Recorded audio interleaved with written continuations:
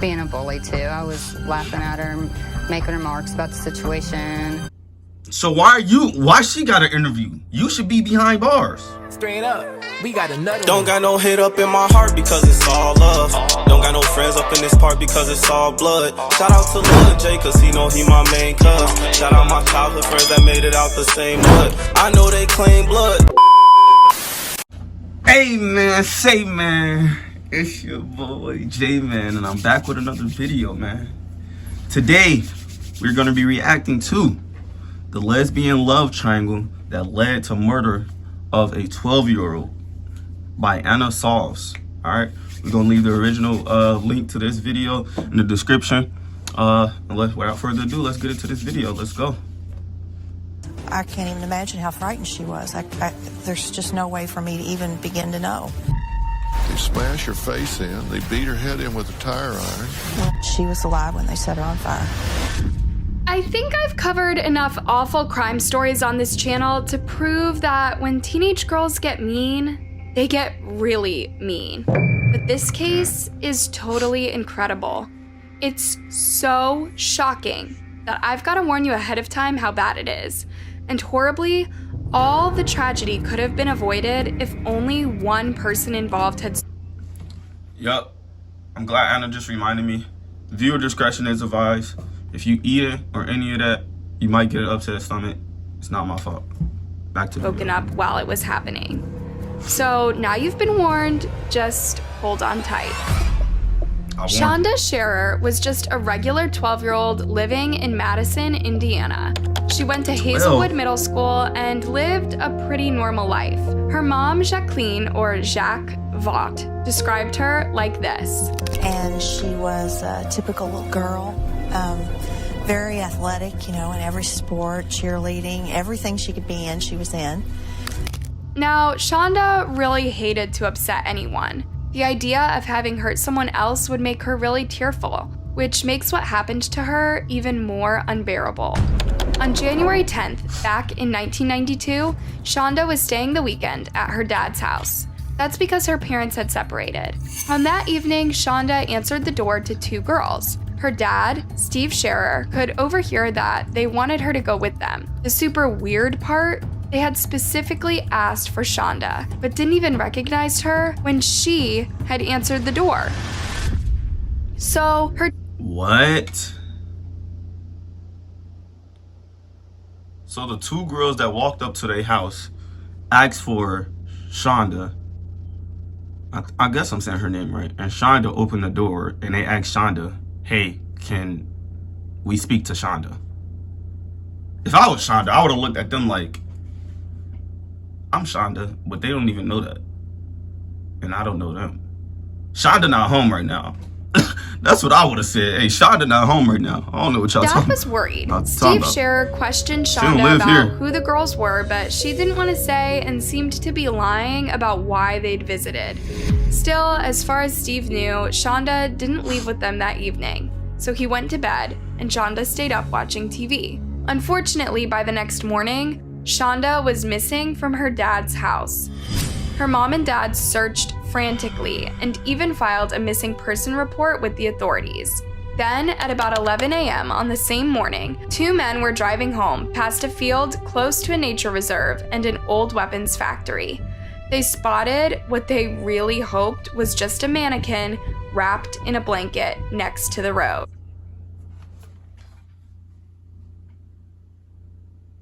Did they think this was some type of Halloween prank or something?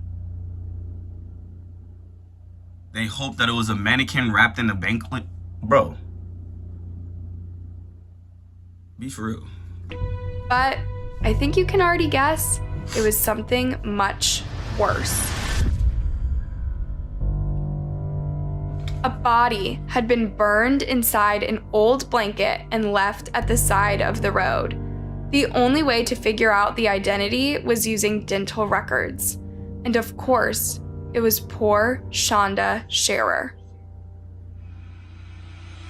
Crazy. That afternoon, the sheriff's department delivered the worst news to her mom and dad.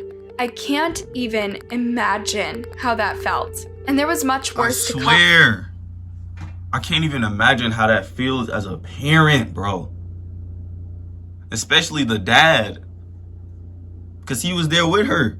He's supposed to be the protector. He did what he was supposed to do. He asked her the questions. Who was those girls? Why did they come here looking for you? Do you know what they was trying to do? All that stuff. He did what he was supposed to do. And he's never going to forgive himself for allowing this to happen. Can't even imagine how that feels, bro. Because what Shonda had suffered while she was missing was completely evil. Like something out of a Saw movie. Basically, all your worst nightmares come to life. But who could do something so awful to someone as sweet as her? It had to be some creepy, psycho, slasher movie monster, right? Nope. This was done by someone a lot closer to home. In fact, several someones. Wait, what? Now, a little background info is needed here. After her mom and dad had divorced, Shonda and her mom moved to New Albany in 1991. As a new kid in town, Shonda must have been really happy to make some new friends. She got really close to a slightly... Hold on. All right, so I'm kind of confused on what's going on. Because it said, Anna said that it hit a lot closer to home. So I don't know if she meant that literally or figuratively, but if she meant that literally, that means either her dad or her mom has something to do with it. And she was at her dad's house. I'm going to say her mom had something to do with it. And I think her mom sent those kids over there and said, like, actually, I don't even think the mom did it. I don't know what happened. Older girl called Amanda Heavrin. Now, Shonda was still figuring out who she was and had even been dating some boys on and off. But when she and Amanda's friendship got romantic, she made a vicious enemy of another girl, Melinda Loveless. Oh my god. Now, Melinda sounds like the... My slow self, I forgot what the name of the video was called. It obviously had to be more females involved. Absolute last person you'd want to upset. She could probably be called troubled. I'll go into more detail on that later. Melinda used to date Amanda, and when Shonda arrived, she was totally enraged. It all came to a head at a school dance, which Amanda and Shonda went to as a couple. Believing that Amanda had been stolen away from her, Melinda went after Shonda at the dance and even threatened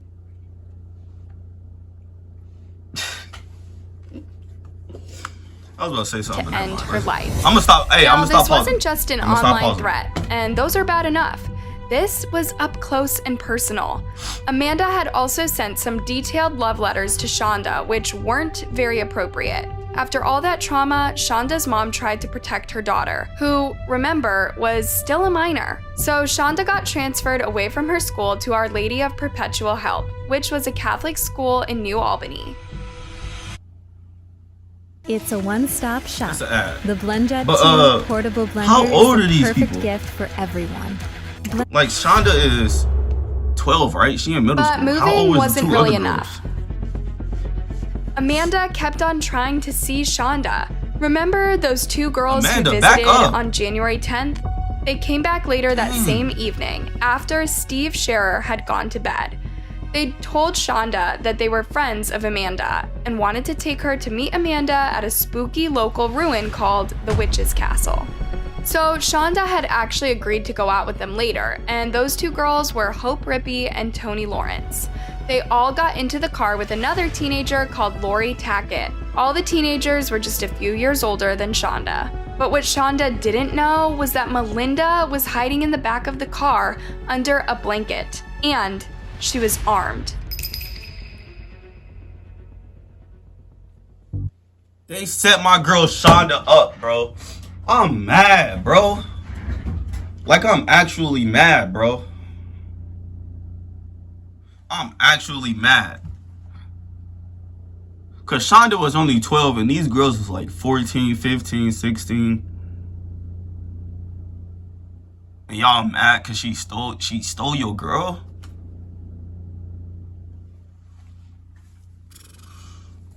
Melinda claimed she wanted to scare Shonda and had brought a knife to make it more effective. Hope, Lori, and Tony had never met Shonda, but they all wanted to make Shonda pay for stealing Amanda away.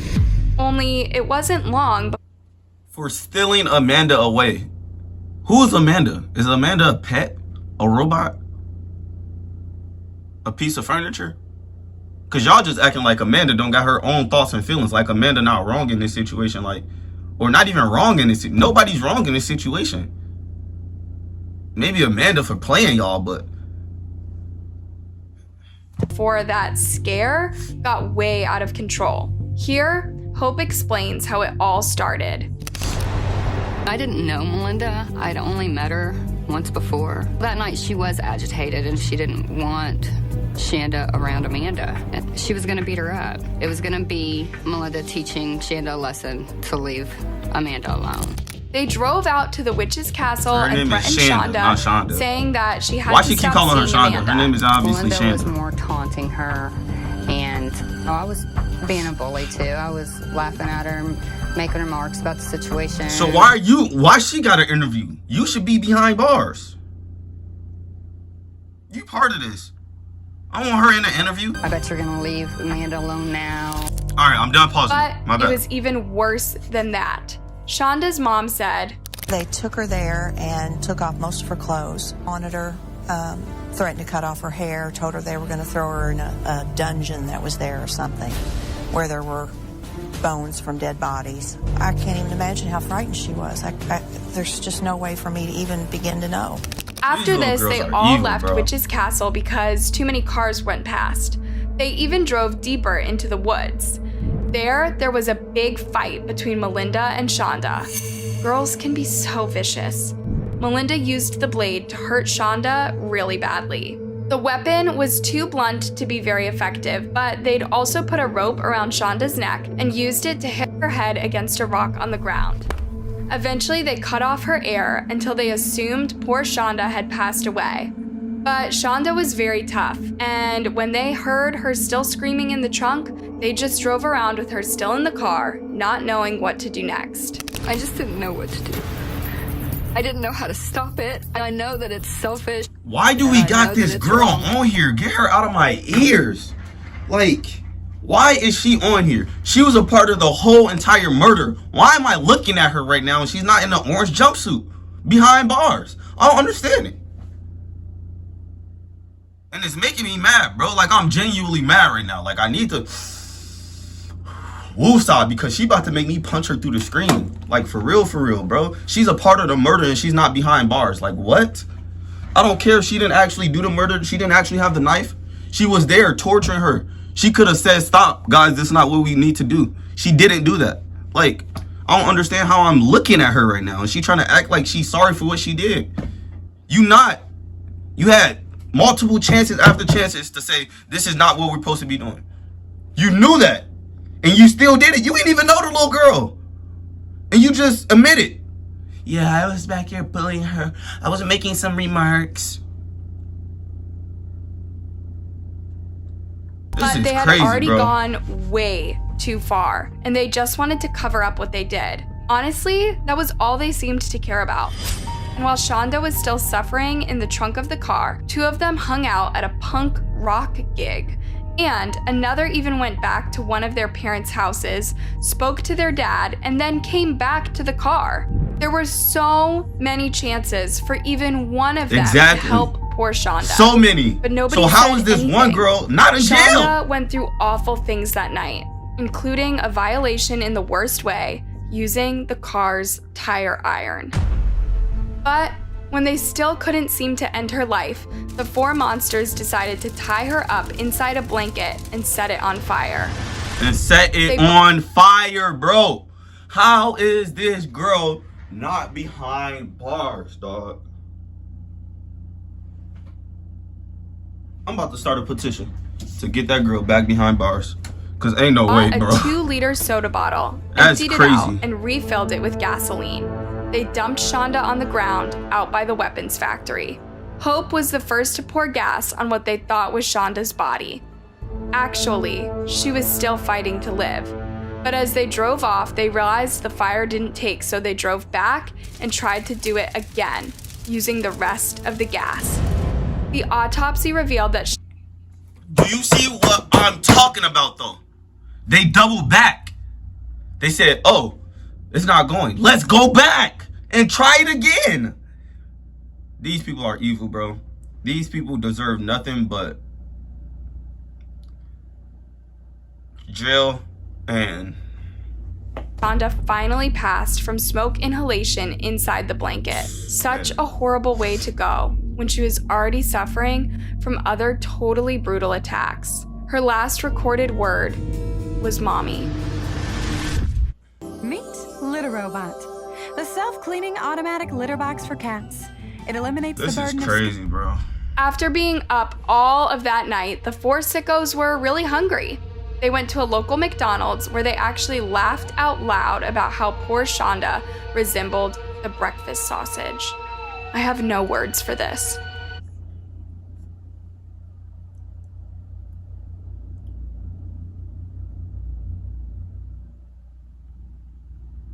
I'm not even gonna say nothing. But would the four of them ever face justice? Wow. After a few days, Tony Lawrence couldn't take the guilt of what they'd done anymore and went to the Jefferson County Sheriff's Office to confess.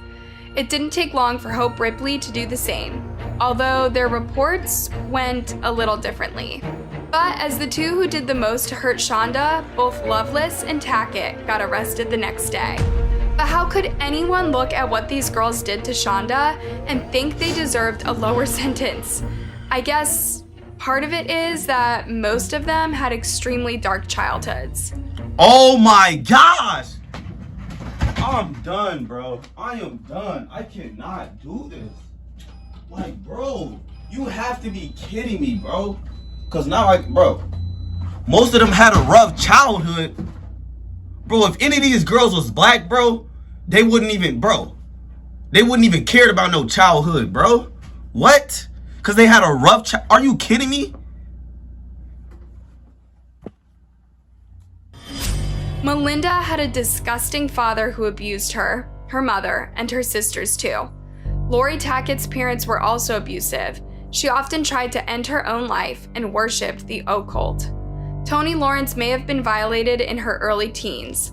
Only Hope's involvement mostly came out of nowhere, and she now claims she did the least to poor Shonda.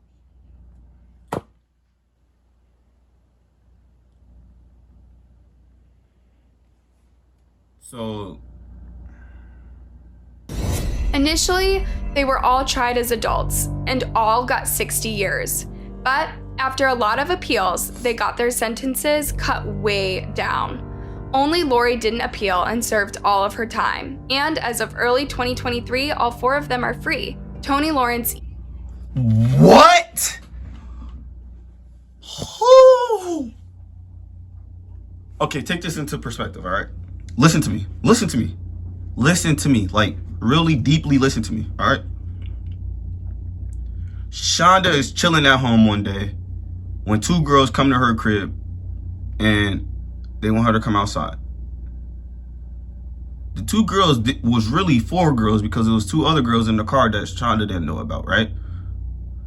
Let me tell y'all something. Number one, that means they premeditated this murder. Number one, right? Number two, they tortured her and then had ample opportunity to not kill her or to turn what they were doing around. So how don't they get life?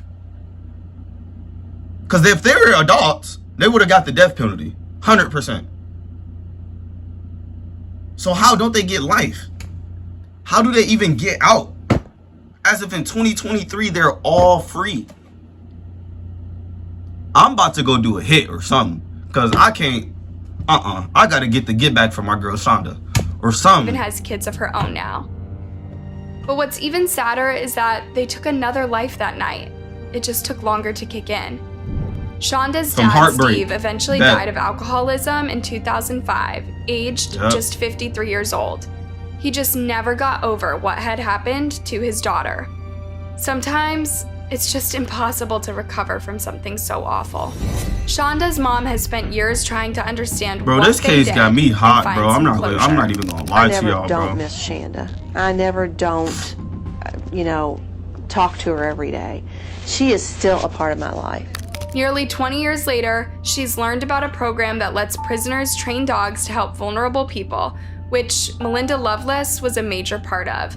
In 2012, Jack Vaught donated a dog to this program specifically for Loveless. She said, "It's my choice to make. Shonda's my child. If you don't let good things come from bad things, nothing gets better. And I know what my child would want. My child would want this." So although nothing will ever bring Shonda back, and nothing can alter the horrible things that the 4 girls did to her, perhaps Shonda's mom and sister can move on with their lives.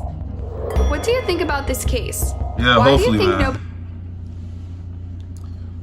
Anyways, man, y'all just saw that video. That video got me hot, man. I hope y'all not as mad as I am, cause if y'all are, y'all need to go on a walk. But yeah, man, RP Shonda, man. Might have to go do a hit to get her get back. But if you liked this video, man, you want to see more of my content, definitely hit that subscribe button and become a part of the day ones. And we out. Gang.